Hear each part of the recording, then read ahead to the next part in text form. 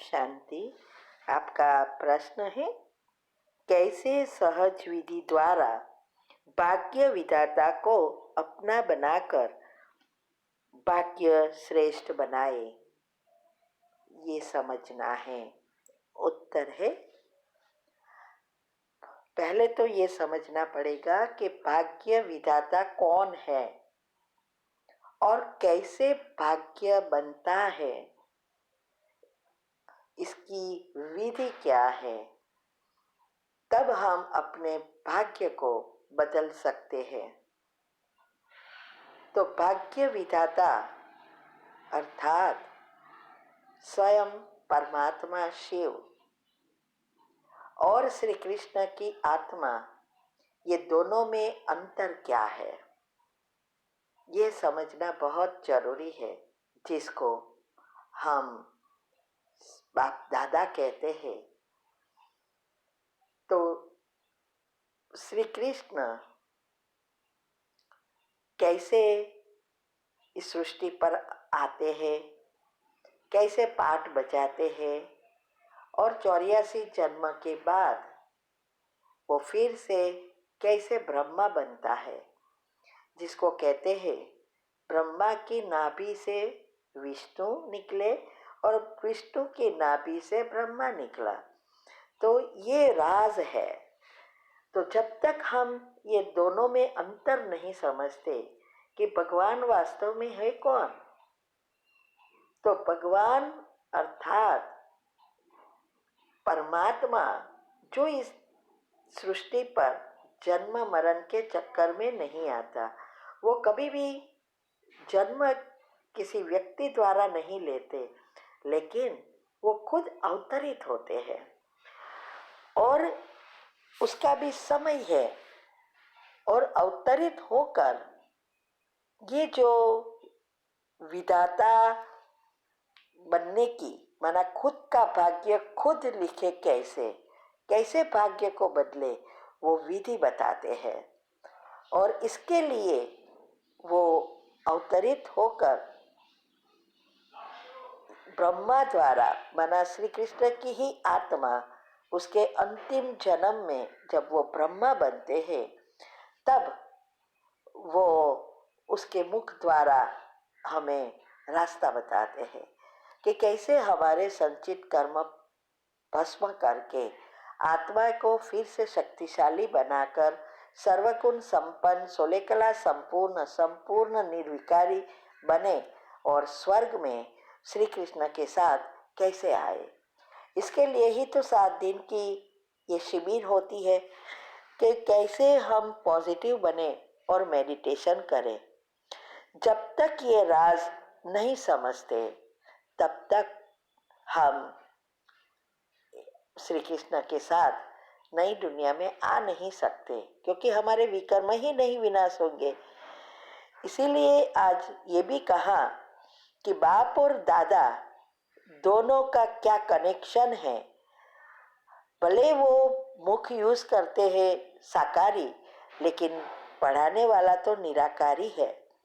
अगर हम कहें कि हम परमात्मा को तो नहीं मानते हैं, सिर्फ ब्रह्मा को ही मानते हैं, माना ब्रह्मा और शिव दोनों अभी साथ है ना, तो दोनों को समझेंगे तब दोनों को हम उसकी विधि द्वारा वर्षा प्राप्त कर सकेंगे। इसीलिए ब्रह्मा कुमार कुमारी बनना पड़े। जब तक ब्रह्मा कुमार कुमारी ना बने, तब तक ये ज्ञान समझ में नहीं आएगा और तब तक विधि भी हम अपना नहीं सकेंगे।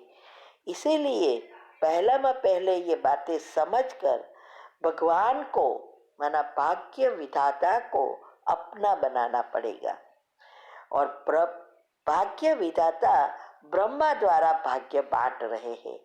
ये अभी ही संगम का समय ही है, जहां हम अपने कर्म का बीज बो सकते हैं।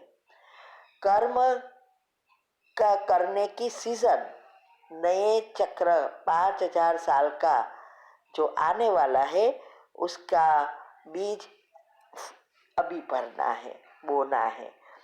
इसीलिए कहावत भी है ना जब भगवान भाग्य बांट रहे थे, क्या आप सोए थे?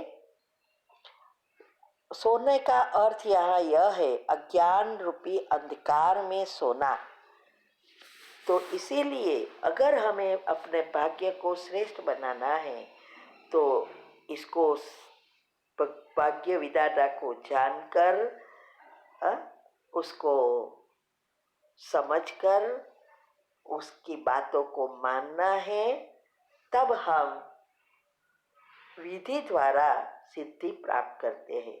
तो सहज विधि यही है कि हमारी जो भी बातें बताई है और जो मैंने भी विधि रखी है कि 8 ग्रुप का रोज करना है, हमें नेचुरल पॉजिटिव बनना है, तब ही योग लगेगा।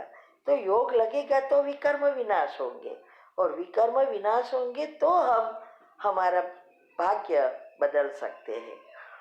इसीलिए विधि अपनाओ और अपना भाग्य बदलना है।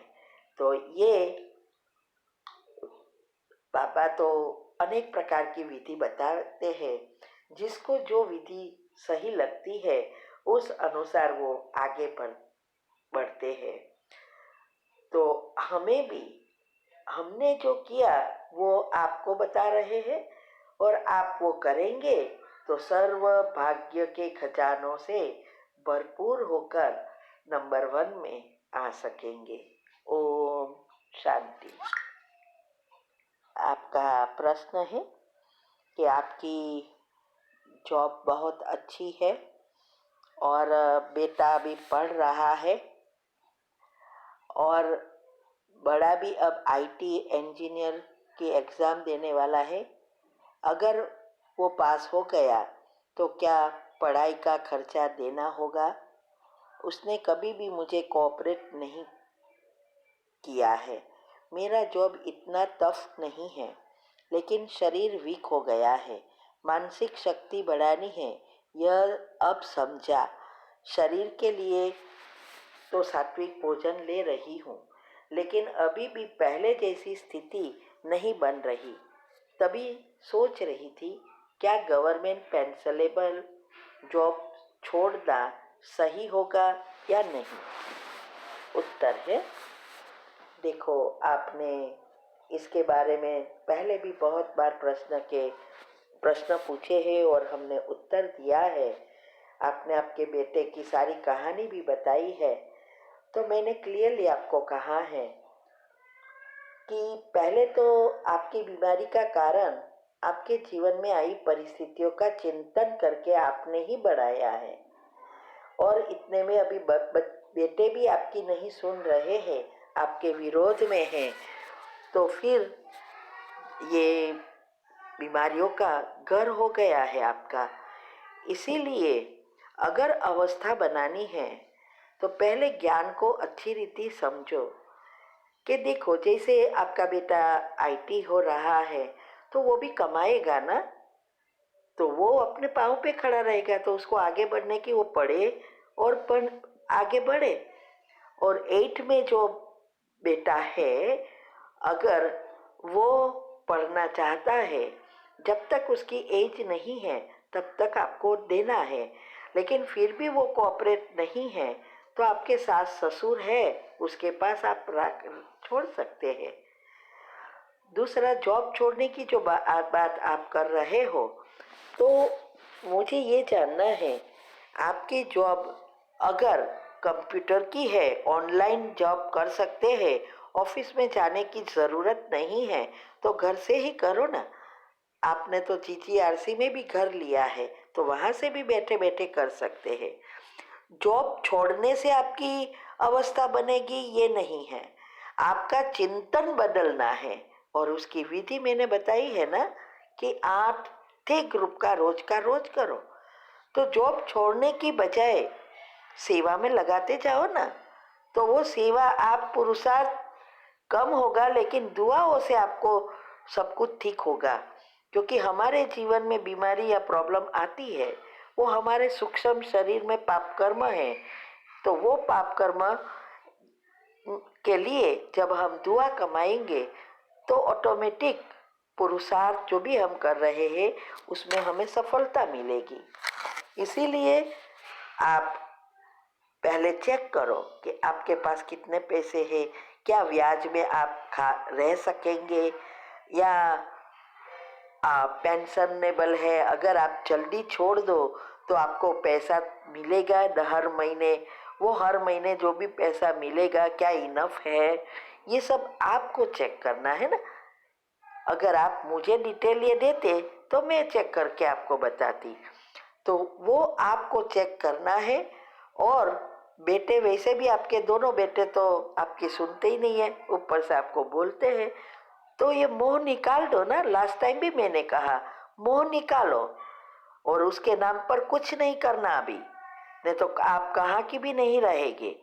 ऐसे बेटे सब गवाएंगे पैसा, तो आपके नाम पर ही रखो, भले वो घर में रहे, वो आप उनको कुछ नहीं देना है, उसके पाँव पर खड़े रखो और उसको खुद कमाएगा तभी उसको पता चलेगा कि आप क्या कर रहे हो। लास्ट टाइम भी आपने पूछा था ना कि आपके बेटे कह रहे हैं कि हमारे लिए आपने एज अ पेरेंट्स क्या किया, इतना सारा किया फिर भी। और यही चीज़ है, जब तक आप भूल नहीं सकेंगे तो बीमारी का घर आपका हो रहा है। इसीलिए एक ही बात याद रखना है, अगर आपके बेटे ऐसे बोलते हैं तो वो उसके अवगुण दिखा रहे हैं। अगर आप उसके पर फीलिंग में आ जाएंगे तो वो अवगुण आप में आएंगे। इसीलिए आपको ये सोचकर फुल स्टॉप लगाना है और अच्छा अच्छा सोचना है। जो आप एनर्जी भेजेंगे वही एनर्जी वापस आएगी, तो उसका सॉल्यूशन निकालो। जॉब होगी तो आप सेवा में लगा सकेंगे ना। तो और स्वस्थ रहने की विधि मैंने जो बताई है वो भी करो ना, जरूर आपको फायदा होगा। और से धन सेवा करते रहो, ठीक है। ओम शांति।